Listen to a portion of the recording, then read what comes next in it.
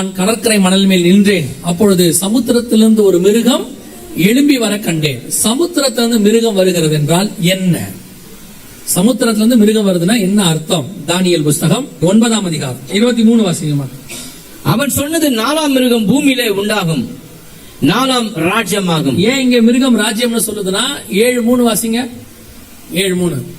அப்பொழுது வெவ்வேறு ரூபம் உள்ள 4 பெரிய மிருகங்கள் சமுத்திரத்திலிருந்து எழும்பின. மிருகம் சமுத்திரம் வருதுன்னா என்ன அர்த்தம்? 23 என்ன சொல்லுச்சு? 4ஆம் மிருகம் பூமியிலே உண்டாகும், ராஜ்யமாகும். 4வது ராஜ்யம்னு அர்த்தம். அப்போ மிருகம் எழுப்பி வருதுன்னா ராஜ்யம் வருதுன்னு அர்த்தம். இதத்தான் யோவேல் 1:6 சொல்றாரு, எண்ணி முடியாத ஒரு பலத்த ஜாதி என் ஜனத்தின் மேல் ஏறி வருகிறது. யார பத்தி சொல்லப்பட்டிருக்கிறது அப்படின்னு கேட்டீங்கன்னா, இது முழுக்க முழுக்க யூரோப்பியன் யூனியனை குறித்து சொல்லப்பட்டிருக்கிறது. 28 நாடுகள் இப்ப இருக்கிறாங்க, இன்னும் அதிகமானோர் ஜாயின் பண்ணிட்டு இருக்காங்க. உக்ரைன் உள்ள வரப்போது இவங்க தான் அந்த 13ஆம் அதிகாரத்தில் சொல்லப்பட்ட மிருகம். அது ஒரு தனி செய்தி, முழுக்க அது இப்ப நம்ம எடுக்க முடியாது, 1.5 மணி நேரம் ஆகும். இப்போ அந்த இடத்துல சொல்லப்பட்ட 10 கொம்புகள், ஏன்னா இவங்களோட தலைமை பீடம் 10 நாடு, 7 தலைகள், 7 மலைகள் இருக்கும். இதுல உள்ள இத்தாலியில தான் ரோம் இருக்கு, அதுல 7 மலை இருக்குது. சோ இவங்க தான் எண்ணி முடியாத அந்த பலத்த ஜாதி. இப்ப பாத்தீங்கன்னா நான் சொல்றது 2025 பாத்தீங்கன்னா அமெரிக்கா வீழ்ச்சி அடையுது, யூரோப்பியன் யூனியன் எழும்புது. 2004 இருந்து சொல்றோம் யூரோப்பியன் யூனியன் ஒரு பெரிய ராணுவமாக ஒரு பெரிய வல்லரசாக மாறும்னு சொல்லி, இப்ப யூரோப்பியன் யூனியன் பெரிய வல்லரசாக மாற தொடங்கி இருக்கிறது. உங்க கண்ணுக்கு முன்னாடி அமெரிக்கா விழும், அமெரிக்காவுக்கு மாற்றாக யூரோப்பியன் யூனியன் எழும்பும். அந்த யூரோப்பியன் யூனியனை குறித்து தான் யோவேல் 1:6 சொல்லுது, எண்ணி முடியாத ஒரு பலத்த ஜாதி என் தேசத்தின் மேல் வருகிறது. இப்போ செலன்ஸ்கியும் சொல்லி இருக்கிறாரு. நாங்க அந்த நியூஸ் நேத்து காலையில பார்த்தோம் நினைக்கிறேன், இல்ல இன்னைக்கு பார்த்தோம் நினைக்கிறேன். ஒரு 3ஆம் உலக யுத்தம் என்ன செய்யும் போது வரப்போதுன்னு அனௌன்ஸ் பண்ணிருக்காங்க. அதுலதான் சொல்றாரு, உக்ரைன் பிரதமர் சொல்றாரு, நமக்கு என்று, அதாவது யூரோப்புக்கு என்று ஒரு ராணுவம் தேவைப்படுகிறது, பலத்த ஜாதி எழும்புகிறது. இவங்களை பத்தி தான் சொல்லுது. இப்ப இது எப்ப வரும்னு கேட்டீங்கன்னா, இந்த 3rd வேர்ல்ட் வார் ஸ்டார்ட் ஆயிருக்குது இல்லையா? இப்போ எல்லாரும் சொல்றாங்கல்ல, இந்த வாருடைய உச்சம் முடியும் போது இந்த ஜாதி எழும்பும். இந்த ஜாதியில தான், அதாவது இந்த அரசாங்கம் எழும்பும். இந்த அரசாங்கத்துல தான் அந்தி கிறிஸ்து வருவான் என்று வேதம் சொல்லுகிறது. அப்ப இந்த அரசாங்கத்தில் அந்தி கிறிஸ்து வருவானால் அவன் வருவதற்கு முன்பதாகத்தான் உங்களையும் என்னையும் மீட்க வருவேன் என்று இயேசு வாக்கு பண்ணி இருக்கிறார். அல்லேலூயா. 2 தெசலோனிக்கேயர் 2ஆம் அதிகாரம் 7வது வசனம் சொல்லுகிறது, அக்கிரமத்தின் ரகசியம் இப்பொழுதே கிரியை செய்கிறது. அப்படிதானே இருக்குது. 2 தெசலோனிக்கேயர் 2:7 என்ன சொல்லுது? அக்கிரமத்தின் ரகசியம் இப்பொழுது கிரியை செய்கிறது, இப்பொழுதே கிரியை செய்கிறது. ஆனாலும் தடை செய்கிறவன் நடுவில் இருந்து நீக்கப்படும் முன்னே அது வெளிப்படாது. அப்படின்னா சபை போனா தான் அந்த கவர்மெண்ட் வரும். சபை எடுத்துக்கொள்ளப்படும் போது அந்த கவர்மெண்ட்ல அவன் எழும்புவான்னு இருக்கு. இப்ப இந்த கவர்மெண்ட்டுக்கான எல்லா ஆயத்தமும் நடக்குது, வல்லரசா மாத்துறதுக்கு. இந்த கவர்மெண்டோடைய ஒரு ராஜா தான் அவன் வர்றதுக்கு முன்னாடி தான் ஆண்டவர் உங்களை என்னையும் மீட்க வருவேன் என்று வாக்கு பண்ணி இருக்கிறார். அல்லேலூயா. அப்ப நம்ம எங்க இருக்கிறோம்னு பாத்துக்கோங்க. சரி, இவ்வளவும் இருக்குன்னு சொன்னீங்களே, இதுக்கு நடுவுல எங்கேயாவது சபை எடுத்துக்கொள்ளப்படுதல் இருக்கா? இதெல்லாம் இருக்கு, கரெக்ட். வரதுக்கு முன்னாடி எல்லாம் சொல்றீங்க, வசனம் இருக்கு. நேரடியா இதுக்கு நடுவுல எங்கேயாவது வருக வரும் இருக்கா, சபை எடுத்துக்கொள்ளப்படுதல் இருக்கான்னு கேட்டீங்கன்னா, அந்த வசனத்தை வாசிங்க, நம்ம முடிக்கலாம்.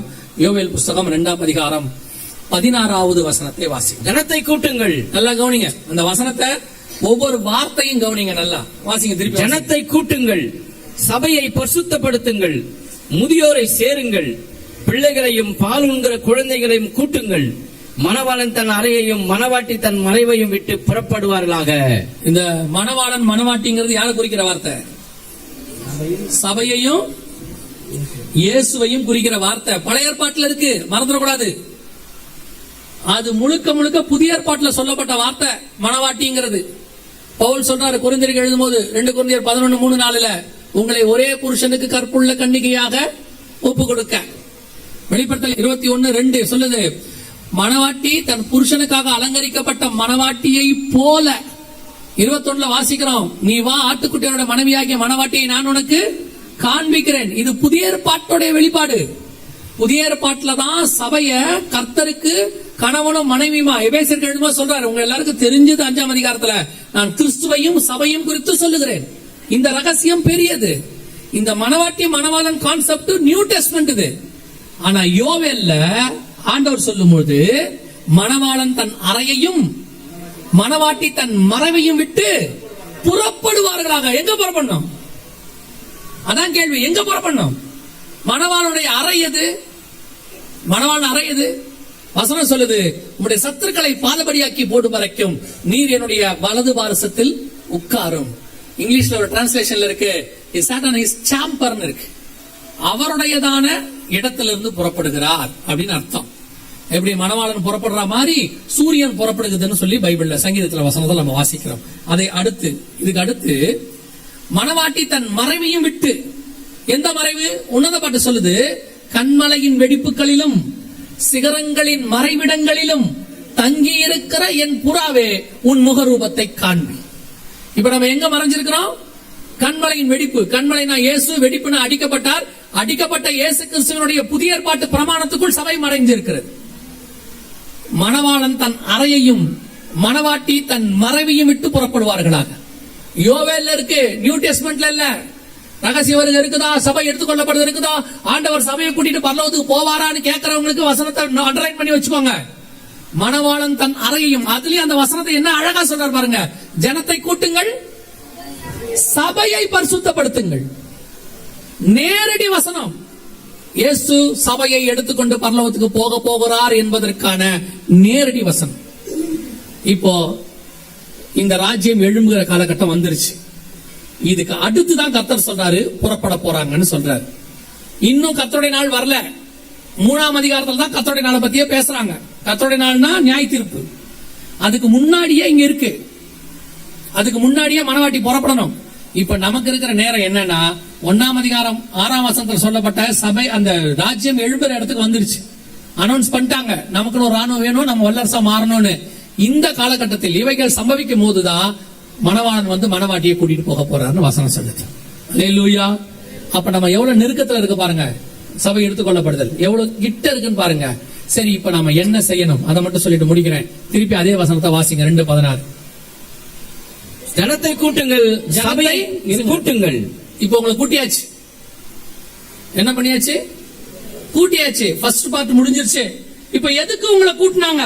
அதான் கேள்வி. எதுக்கு உங்களை கூட்டி வச்சிருக்காங்க? இப்ப நான் சொல்றது இந்த மீட்டிங்க்கு மட்டும் இல்ல, ஒவ்வொரு வாரமும் நீங்க கூடுறது. கொரோனாவுக்கு பிறகு எல்லாரையும் கூடக்கூடாதுன்னு சொன்ன பிறகு திருப்பி கர்த்தர் கூட்டி இருக்கிறாரு. கொரோனால குவாரண்டைன்ல வச்சு யாருமே கூடக்கூடாதுன்னு சொன்னாங்க. அதுல எவ்வளவு அழகா இருக்கு பாருங்க, முதியோரையும் குழந்தைகளையும் கூட்டுங்கள். கொரோனால இந்த 2 பேர் தான் சர்ச்சைக்கு வரக்கூடாதுன்னு சொன்னாங்க. வயசானவங்களும் குழந்தைகளும் வரக்கூடாதுன்னு சொன்னாங்க. அங்க மத்தவங்களை பத்தி சொல்லவே இல்ல, இளைஞர்கள் அதெல்லாம் சொல்லல. பர்டிகுலரா 2 பேர் சொல்லுது, முதியோரையும் குழந்தைகளையும் கூட்டுங்கள். இப்ப முதியோரும் குழந்தைகளையும் கூட்டியாச்சு. அந்த 2 பேர் தான் வராம இருந்தாங்க, கூட்டியாச்சு. இப்ப எதுக்கு கூட்டப்பட்டோம்? ஜனத்தை கூட்டுங்கள், சபையை பரிசுத்தப்படுத்துங்கள். இனி சபை மணவாளனை சந்திப்பதற்கு பரிசுத்தப்படுகிறதுக்கான நேரம் மட்டும்தான் இருக்கு, வேற நேரம் இல்ல. இல்ல எங்களுக்கு இன்னும் வீடு வாங்கி இடம் வாங்கி போட்டிருக்கிறோம், அதுல வீடு கட்டிட்டு தான் நாங்க சாவோம்னா வாங்க, உங்களெல்லாம் யாரும் ஒன்னும் செய்ய முடியாது. அதாவது ஒரு காலத்தில் சுவிசேஷமும் சரி அல்லது ஒரு காலத்தில் சபையும் சரி உங்களை கெஞ்சி கொண்டிருந்த காலம் ஒன்று இருந்துச்சு, சபைக்கு வந்துருங்க. ஆனா இயேசு காலத்துல இருந்து பைபிள் எப்படி இருக்கு தெரியுமா? வந்தா உனக்கு நல்லது. ஆண்டவர் அதான் சொல்லுவாரு, எலியாவும் அதான் சொல்லுவாரு, எது வரைக்கும் 2 நினைவுகளால் குந்தி குந்தி நினைப்பீர்கள். கர்த்தர் தெய்வமானால் கர்த்தரதல் வாங்கள், பாகால் தெய்வமானால் பாகால் இடத்தில் போங்கள். இயேசு கிறிஸ்துவுக்கும் அதே தான் பேச்சு. ஒண்ணு சத்தியத்துல நிக்கிறதா நில்லு, இல்ல போறதா போயிட்டே இரு. மிச்சம் 12 பேர் நின்னா அவனை பார்த்து கேட்டாரு, நீயும் போறியா இருக்கியா? கொஞ்சம் பேர் அப்பத்துக்காக வந்தான். இயேசுநாதருக்கு பின்னாடி போனா நல்ல சாப்பாடு கிடைக்கும், ஒன்னும் வேலையே செய்ய வேண்டாம், அவர் பேசுவாரு கேட்கணும், அவ்வளவுதானே. கேட்டு முடிச்ச உடனே நல்ல அப்பமோ நல்ல ஃப்ரெஷ்ஷா மீனும் பொரிச்சு கொடுப்பாரு, சாப்பிடுவோம். ஃபேமிலியா வந்தான். சொன்னாரு, நீ எதுக்கு வந்த? ஆண்டவரே நாங்க மீட்டிங் வந்தோம். நீ எதுக்கு வந்த? எனக்கு தெரிய, வீடு போடான்ட்டாரு. நீ எனக்கு அப்பத்துக்கு பின்பற்றுகிற கூட்டம், எதுக்கு என்னை பின்பற்றணும் தெரியுமா? எல்லாவற்றையும் விட்டு சிலுவையை எடுத்துக்கொண்டு நித்திய ஜீவனுக்கு வர்றவன் மட்டும் என் பின்னாடி வா.